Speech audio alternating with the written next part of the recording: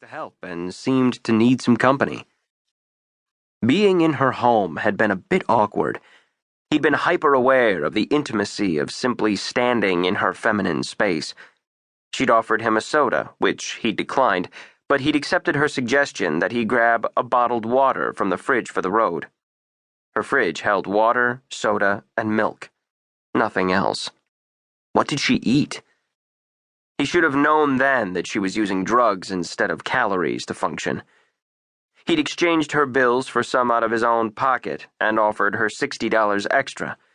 She'd politely turned it down, but he'd tucked the money under the salt shaker on her kitchen counter, and she'd pretended not to notice. Mason had seen enough of Josie's blood.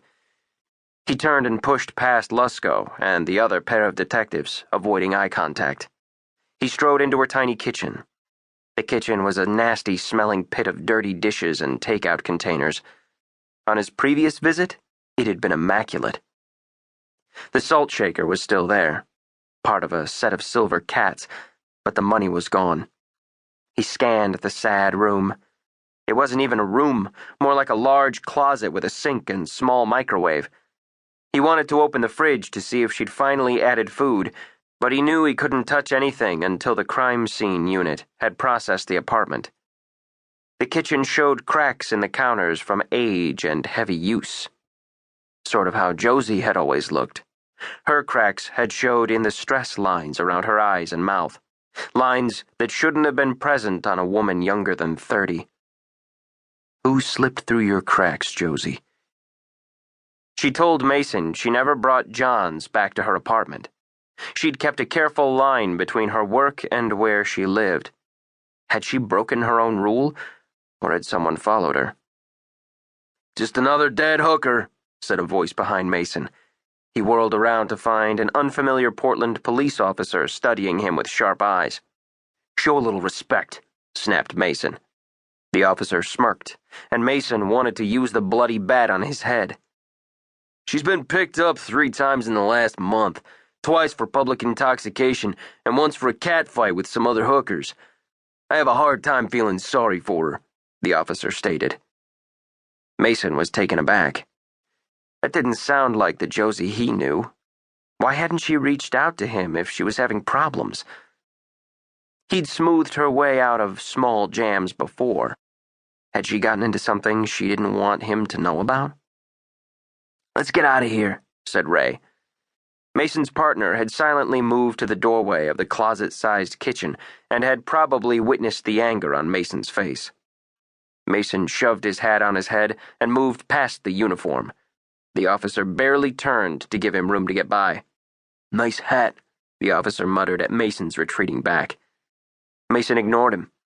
He didn't mind the occasional jabs about his hat or his cowboy boots. He was comfortable with his clothes. Cowboy hats were rare on the west side of the Cascade Mountain Range, but when he headed back to his hometown of Pendleton on the east side of the state, they popped up everywhere. Right now, he was upset that he hadn't checked up on Josie. Usually, he heard from her about once a month with information she wanted to sell. He hadn't heard a peep from her in 3 months, and she hadn't crossed his mind. Guilt. He followed Ray out of the apartment door and down the dark stairwell. They avoided the elevator in the old apartment building. The stairwells might stink of piss, but it beat getting trapped for a few hours in an old, creaking elevator. It had happened twice to other detectives in other buildings. Mason didn't care to share the experience. He pushed through the outer door into the bright sunshine and sucked in a breath of icy air. It was one of those rare, clear winter weeks in the Pacific Northwest when residents dug out their sunglasses and pretended not to need heavy coats.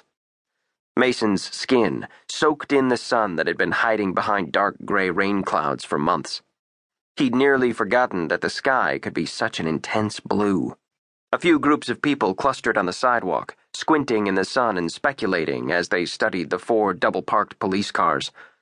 The Portland neighborhood was made up of dozens of short apartment buildings and old houses on narrow streets. It was a neighborhood known for its population of college kids and transient adults.